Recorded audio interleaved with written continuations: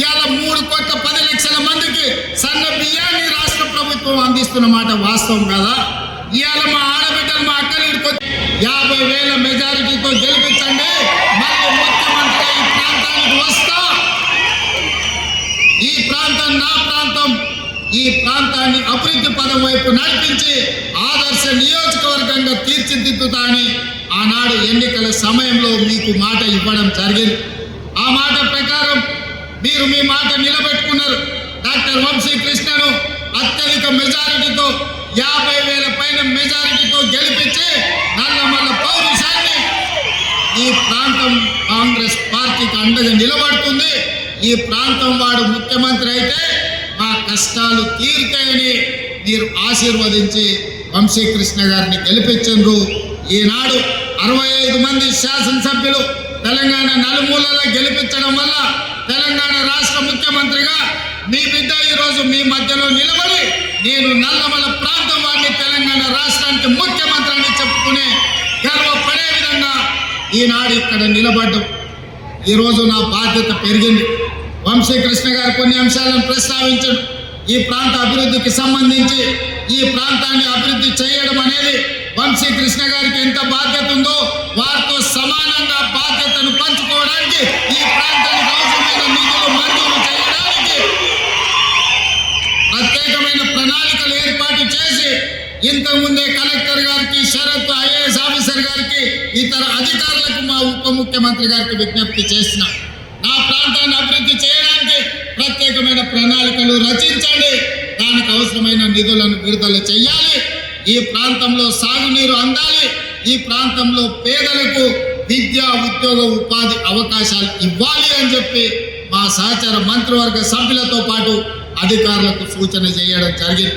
మిత్రులారా, ఇవాళ ఈరోజు ఏర్పాటు చేసుకున్న కార్యక్రమం 29 మంది గిరిజన కుటుంబాలు 45 ఎకరాలలో ఆనాడు ఈ భూముల్లో వాళ్ళు దున్నుకుంటే ఈ పోడు భూములు కోరు భూములుగా మారినాయి. ఆనాడు ఈ కోరు భూముల్లో పోరాటం చేసిన గిరిజనులను బేడీలు వేసి జైలుకు పంపించిన చరిత్ర గత ప్రభుత్వాన్ని అయితే ఈనాడు అదే భూముల్లో సోలార్ పవర్ ప్లాంట్లు పెట్టి వాళ్లకు మంచి తోటలు పెట్టి మంచి పంటలు పండే ఫలాలను ఇచ్చే భూములుగా మార్చి ఈరోజు ఆ గిరిజనులు ఆత్మగౌరవంతో బ్రతికే విధంగా ఇందిరా సౌర గిరిజన విధానాన్ని ఈరోజు ప్రవేశపెట్టడం జరిగింది. అయితే మా ఉప ముఖ్యమంత్రి గారికి నాదొక సూచన, ఈ ఇందిరా సౌర గిరిజన వనరులు అంటే పలకడానికి మాకు కొంచెం కష్టంగా ఉంది. ఇందిరా సోలార్ గిరిజన విధానం అనే కింద మార్చండి, సౌర అనే బదులు కంటే సోలార్ అని పెడితే మా వాళ్ళకి అల్కగా అర్థమవుతుంది, మేము అల్కగా మాట్లాడడానికి ఉంటుందని వారికి ఒక నేను విజ్ఞప్తి చేస్తున్నాను. అదేవిధంగా మిత్రులారా, ఇవాళ అక్కడ ఆడబిడ్డలతో మాట్లాడినా, మా చెంచు ఆడబిడ్డలతో మాట్లాడుతున్నప్పుడు నాకు ఆశ్చర్యం కలిగింది. సమాజం పట్ల వాళ్ళకున్న అవగాహన, సమాజంలో జరుగుతున్న అభివృద్ధిని ఈరోజు అక్కడ అలివేలు అనే అమ్మాయితో మాట్లాడినా, ఆ అమ్మాయి ట్రైనింగ్కి వెళ్ళింది, తోటల పెంపకాల గురించి అవగాహన కల్పించుకుంది, అధికారులతో మాట్లాడింది, ఇతర ప్రాంతాలలో జరుగుతున్న తోటల పెంపకాలలో తీసుకుంటున్న జాగ్రత్తల గురించి ఆ అమ్మాయికి అవగాహన కలిగింది.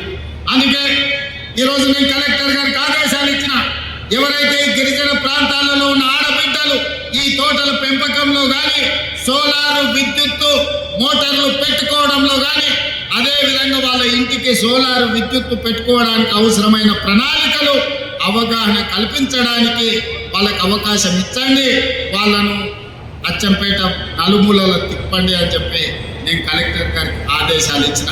అదేవిధంగా ఇవాళ అక్కడ అధికారులతో మాట్లాడినా, ఈరోజు మనము కరెంటు ఒకప్పుడు మోటార్లు కాలిపోవడము, ట్రాన్స్ఫార్మర్లు పేలిపోవడం చూసినాం.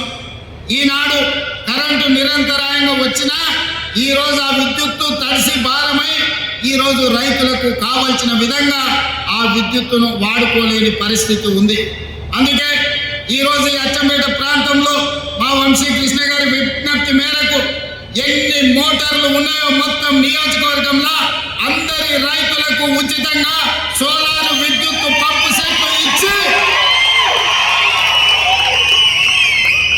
ఈ వేదిక మీద నుంచి తెలంగాణ ప్రజలందరికీ నేను ఒక విజ్ఞప్తి చేయదలుచుకున్నా. ప్రాంతం